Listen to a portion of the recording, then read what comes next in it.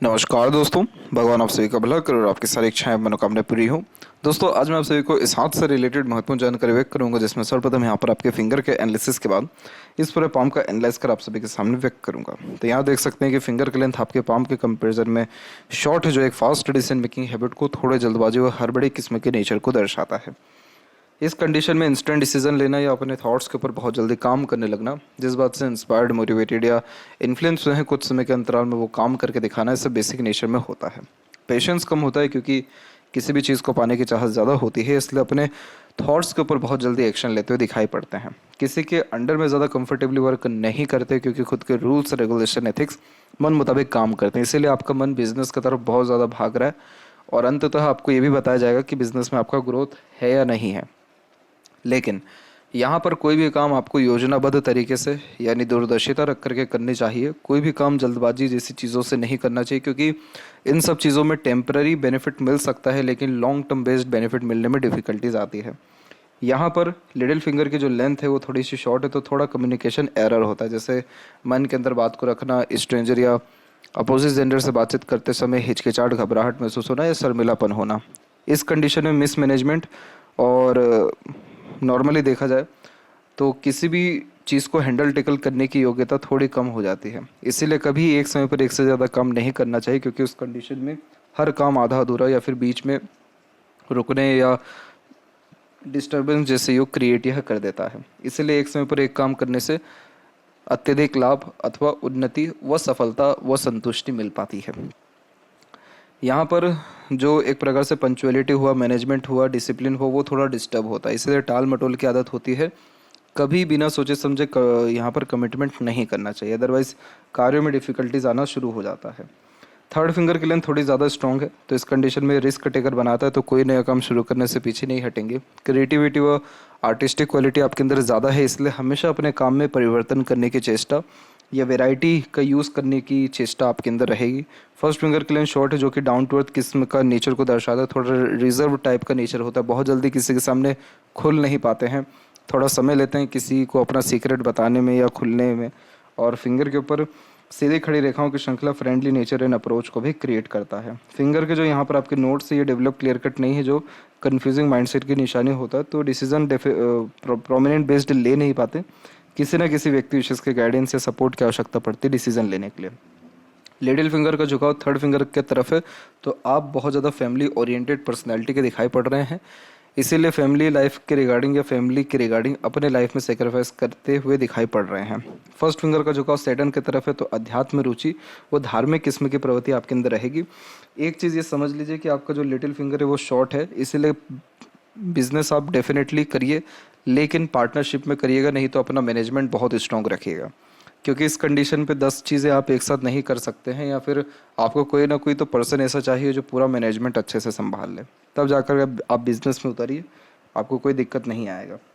फेलेंजर्स यहाँ डेवलप ठीक है, आपका इंटरनल मार्स की स्थिति ठीक है, तो स्टेमिना, एनर्जी और रोग प्रतिरोधक क्षमता ठीक रहता है। इसमें क्या होता है कि जैसे लिटिल फिंगर शॉर्ट हो जाती है, तो बहुत ज़्यादा उत्साहित होकर के कोई भी काम कर तो लेते हैं, लेकिन कंसिस्टेंट नहीं कर पाते, क्योंकि जितनी भी उत्साह उमंग है वो शुरुआत में ही ख़त्म हो जाती है। इसलिए कोई व्यक्ति ऐसा होना चाहिए जो आपको फोर्स करे और आपको फोर्सफुली कोई भी काम कराए, तो इसीलिए मैनेजमेंट स्ट्रॉन्ग रखना ज़रूरी रहता है। थंब का साइज शॉर्ट है, तो टू द पॉइंट बात करना, सुनना ही ज़्यादा पसंद करेंगे। और फर्स्ट जो आपका फेलेंज है उस पर आड़ी रेखा बहुत है, तो ये बहुत जो व्यक्ति हाइपर टेंशन लेते हैं उनके हाथ में ही फर्स्ट फेलेंज पर आड़ी रेखा आती है। इसीलिए तमाम तरह के टेंशन, वरीज जैसी चीज़ों से दूर रहना चाहिए, कूल कामली रिएक्ट करना चाहिए। पाम का जो स्ट्रक्चर है आपका, यानी जो साइज़ है, वो थोड़ा जो है यहाँ पर आपके रेक्टेंगुलर शेप में क्रिएटेड है, तो इस कंडीशन में शारीरिक मेहनत की वजह मानसिक मेहनत अच्छे से कर पाते हैं और lots of dream, desire, ambition life के प्रति देखने को मिलता है। हाई थिंकिंग अप्रोच ज़्यादा होती है। अभी बात करेंगे गुरु के क्षेत्र के रिगार्डिंग, तो आपका कहना यह है कि फैमिली सपोर्ट नहीं कर रही है बिजनेस के रिगार्डिंग, जॉब करने का आपका मन नहीं है, तो क्या गवर्नमेंट जॉब करें कि बिजनेस करें? गवर्नमेंट जॉब करने के लिए सूर्य का मजबूत होना ज़रूरी है, और आपके सूर्य के ऊपर देख सकते हैं, तो यहाँ पर आप देख पाएंगे कि एक आपको क्रॉस का साइन भी दिखेगा। जब भी किसी भी प्रकार की जॉब, चाहे वो गवर्नमेंट हो या प्राइवेट, जब व्यक्ति को सेटिस्फेक्शन ही नहीं मिलता है, किसी भी जॉब में मन ही नहीं लगता है, तब जाके सूर्य पर क्रॉस आ जाता है। जिसके कारण अनसेटिस्फेक्शन, अनस्टेबिलिटी और इनसिक्योरिटी जॉब के रिगार्डिंग रहती है। तो आप जॉब कर भी लीजिए, गवर्नमेंट की भी तैयारी कर लीजिए, लेकिन वो जो खुशी है या वो जो ग्रोथ है या संतुष्टि है, वो यहाँ आपको मिल पाना थोड़ा मुश्किल है, या गवर्नमेंट जॉब ही होने में बहुत डिफ़िकल्टीज आएगी। यहाँ पर नेगेटिव बात करना जायज़ नहीं है, लेकिन यहाँ पर सत्य से आपको अवगत कराना ज़रूरी है कि यहाँ गवर्नमेंट जॉब इतनी ईजिली हासिल होता हुआ आपके केस में दिख नहीं रहा है। दूसरी बात, अगर प्राइवेट की भी हम बात करें तो यहाँ पर आप देख सकते हैं कि आपके जो लक लाइन का फ्लो है वो कंसिस्टेंट है ही नहीं, वो रुक रुक करके चल रहा है। और अगर बिज़नेस के विषय में भी हम बात करें तो मरकरी लाइन भी नहीं है यहाँ पे, तो क्या करना चाहिए? इस कंडीशन में आपको खुद को ज़्यादा समय देना चाहिए, अपने स्किल्स के ऊपर ज़्यादा काम करना चाहिए, और जैसा कहा गया कि जल्दबाजी हड़बड़ी से बचकर लॉन्ग टर्म बेस्ड प्लानिंग करनी चाहिए, तो आपको उससे ज़्यादा लाभ मिलेगा। तो इसीलिए आप अब इस कंडीशन में अपनी स्टडीज़ को बढ़ा सकते हैं, एक प्रकार से मास्टर्स कर सकते हैं, और MBA या फिर यहाँ पर BBA के रूप में कोई भी जो है यहाँ पर डिग्री हासिल कर सकते हैं। ये सारी चीज़ें ये करने से ये रहेगा कि एक तो आपको गेन करने में, नॉलेज गेन करने के लिए समय अच्छा मिल पाएगा, दूसरा आपके पास नई स्किल्स कहीं ना कहीं डेवलप्ड होगी, नए आइडियाज़ डेवलप्ड होंगे, और जो इंटरेस्ट है वो बहुत ज़्यादा स्ट्रॉन्ग हो जाएगा, आप खुद के ऊपर बहुत ज़्यादा कॉन्फिडेंट हो जाएंगे। अभी आप कहीं ना कहीं बहुत ज़्यादा कॉन्फिडेंट अपने ऊपर नहीं है कि अगर आप बिज़नेस में भी जाते, क्योंकि फैमिली की तरफ से उतना सपोर्ट है ही नहीं। तो यहाँ पर आपके जो जुपिटर माउंट है वहाँ पर स्क्वायर एकदम आधा अधूरा है, ये पूरा बना भी नहीं है।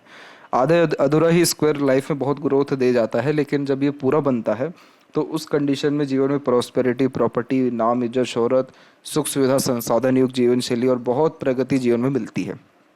इतने सक्षम होते हैं कि घर वाले आपका नाम का प्रयोग कर अपने सारे काम करवाने में मतलब देखने को मिलते हैं। यानी इतनी आपकी वक्त आपके कार्य क्षेत्र में, आपके समाज में हो जाती है, इतनी ज़्यादा उन्नति मिल पाती है कि अपना ही नहीं बल्कि सबका ख्वाहिश पूर्ण कर पाने में सक्षम होते हैं, और हाथ के नीचे काम करने वाले लोगों की संख्या बढ़ती है। इसीलिए अगर इस समय पर आप अपने स्किल्स के ऊपर या खुद के पर्सनैलिटी के ऊपर, अपने थिंकिंग प्रोसेस के ऊपर ध्यान देंगे तो ये आपके लिए ज़्यादा फ्रूटफुल रहेगा। अदरवाइज़ आप बिल्कुल बिजनेस में जाइए, उसमें भी ये है कि ठोकर खा के ठाकुर बनेंगे, लेकिन ऐसा है कि वो काम करने से आपको मन लगेगा और ग्रोथ भी अच्छा मिल पाएगा, इसलिए चिंता वाली बात नहीं है। जुपिटर माउंट जब भी थोड़ा दब रहा होता है या फ्लैट होता है तो फैमिली की तरफ से उतना अच्छा रिजल्ट मिल नहीं पाता जितना एक्सपेक्ट कर रहे होते हैं, इसलिए फैमिली लाइफ के रिगार्डिंग अनसेटिस्फेक्शन, अनस्टेबिलिटी ये क्रिएट करता है। इसलिए फैमिली से बहुत ज़्यादा एक्सपेक्टेशन नहीं रखना चाहिए, डिपेंडेंट नहीं होना चाहिए, और इस कंडीशन में फैमिली से दूर रह करके कोई भी काम करना चाहिए, अन्यथा एक प्रकार से उनको बिना बताए भी काम करना चाहिए, और ये वह काम करना चाहिए जो कि आपका डिज़ायर है, एम्बिशन है, आपका गोल है। तो इस कंडीशन में ये रहता है कि कहीं ना कहीं ग्रोथ मिलता है, सक्सेसफुल होते हुए दिखाई पड़ते हैं, और जब काबिल हो जाए, सक्सेसफुल हो जाए, तब उनको इन सब चीज़ों से अवगत कराने से और प्रगति मिलती है जीवन में, क्योंकि उनकी ब्लेसिंग्स लगती है। तो इन सब चीज़ों का ध्यान आपको रखना पड़ेगा, और अगर ये सारी चीज़ें नहीं अगर कर पा रहे हैं तो कुछ मत करिए, तो शिव जी की आराधना करना शुरू करिए, नहीं तो माता पिता के प्रत्येक दिन पाँव दबाना शुरू करिए। आपकी गुरु की स्थिति बहुत सही होने लगेगी। पीपल का पेड़ लगा सकते हैं, उसकी देखभाल कर सकते हैं, उससे भी लाभ मिलने लगेगा। ये सब चीज़ करने से सहयोग तो फैमिली से मिलेगा ही, उनकी तरफ से ब्लेसिंग्स भी बहुत आएगी, और जो आपके पास ज्ञान है उसका सही उपयोग आपको हो पाएगा, क्योंकि आपके पास ज्ञान की कमी नहीं है, लेकिन सही जगह यूज़ नहीं हो पाता, क्योंकि गुरु भी फ्लैट हो गया और यहाँ पर जो आपका मरकरी है वो भी दब गया। तो इस कंडीशन में जो इंटेलिजेंसी होता है व्यक्ति का, वो सही समय काम नहीं हो पाता है, काम नहीं आ पाता है। तो वो काम है, इसलिए ये सब चीज़ करना आपको ज़रूरी है। और आप बहुत ज़्यादा ही दयालु व धार्मिक किस्म के इंसान हैं, किसी का दुख दर्द नहीं देख पाते, जितना हो सकता है दूसरों की सहयोग करते हैं, मातृभक्त आप रहेंगे, माता पिता के अच्छे सेवक रहेंगे, रूढ़िवादी किस्म की पद्धति को अपनाते हुए आएंगे, यानी अपने घर परिवार के जो परंपरा या संस्कार है उसको आगे आप बढ़ाएंगे, इसलिए आपके बच्चे भी संस्कारी रहेंगे और मैरिड लाइफ भी बहुत बढ़िया यहाँ पर रहेगा। अरेंज मैरिज के चांसेस बहुत ज़्यादा स्ट्रॉन्ग है, और यहाँ पर प्रोग्रेस लाइन निकली हुई है आपके लाइफ लाइन से। तो उम्र तकरीबन 22 और 23 के ही आसपास में आप बहुत बड़ा इनिशिएटिव अपने लाइफ में लेंगे, 23 और 24 के बीच में, यानी मोस्ट प्रोबेबली नेक्स्ट ईयर, और इसी पीरियड में बहुत बड़े लेवल का ग्रोथ या सक्सेस आपको मिल पाएगा। अब ये जो लक लाइन है ये प्रॉपरली माइंड लाइन के ऊपर गई नहीं है, इसीलिए कहीं ना कहीं आप जो एक प्रकार से अपने जुनूनियत और हौसले बुलंद के अनुसार कोई ना कोई इनिशिएटिव ज़रूर लेंगे, लेकिन आगे चल कर के ऐसा ना हो कि आप का माइंड चेंज हो जाए या फिर आप किसी के इन्फ्लुएंस में आकर के अपना डिसीजन रोक दें। इसीलिए आपको अपने स्किल्स के ऊपर काम करना बहुत ज़्यादा ज़रूरी है। दूसरी बात करें तो यहाँ जब भी वी सिंबल का साइन होता है तो सामाजिक कार्य से, धार्मिक कार्य से जीवन में बहुत ज़्यादा खुशहाली, सुख सुविधा या समृद्धि या भाग्य बढ़ता है। इसे कहते हैं इस प्रैक्टिकल स्पिरिचुअलिटी। इस कंडीशन में अंधभक्ति नहीं होती, लेकिन जहाँ पर आपको लॉजिक सेटिस्फाइड हो गया वहाँ पर आपकी जो विश्वास है वो जो है धर्म के प्रति बढ़ जाएगा। और तथ्यों के साथ अपने बात को कहने व सुनने की आदत इस कंडीशन में हो जाती है। जितनी भी भाग्य रेखा है सब आधी अधूरी इसलिए हैं क्योंकि आप अपने ऊपर कॉन्फिडेंट नहीं है, आपका भरोसा खुद पर नहीं है और आपका मूड स्विंग का भी प्रॉब्लम है। मूड स्विंग का प्रॉब्लम कैसे दिखता है? जब हृदय रेखा एक साथ एक समान चल रही है और उसके ऊपर कोई अनदर लाइन निकल जाए या सहयोग में एक अनदर लाइन आ जाए तो हमेशा इमोशंस फीलिंग्स में फ्लक्चुएट होते रहते हैं। इसीलिए कभी प्रैक्टिकल, कभी इमोशनल, कभी एक प्रकार से सीरियस या सीक्रेटिव टाइप का नेचर हो जाता है। तो जब व्यक्ति का इमोशन उनके काम के प्रति ओवर रूल करता है तब जाकर के भाग्य रेखा ऐसी रुकती है। इसीलिए आपको अपने स्किल्स पे काम करना अनिवार्य है। जब आपको पूरा अपने इमोशंस पे कंट्रोल हो जाएगा, सिचुएशन पे आप जब कंट्रोल करने लगेंगे तब आपकी भाग्य की जो स्थिति है वो बहुत ज़्यादा प्रबल व मजबूत हो जाएगी और निश्चित रूप से हर काम सही ढंग से व सही समय पर बनना शुरू हो जाएगा और कोई भी काम फिर बीच मझधार पे रुकेगा नहीं, अटकेगा नहीं।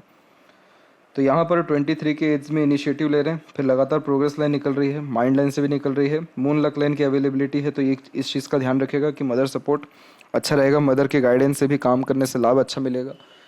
इसीलिए मदर की ब्लेसिंग्स हमेशा लेते रहना ज़रूरी है। और सूर्य की भी स्थिति खराब नहीं है, अच्छी है, इसलिए पिता की भी ब्लेसिंग लेना ज़रूरी है किसी भी काम में।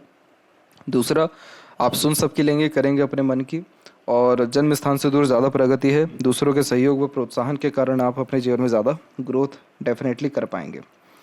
यहाँ पर आपका जो लक लाइन है वो स्थिति के अनुरूप उम्र तकरीबन 26 के आसपास में मजबूत हो रहा है और फिर मस्तिष्क रेखा पर रुका, फिर अनदर लाइन सैटर्न पर जा रही है।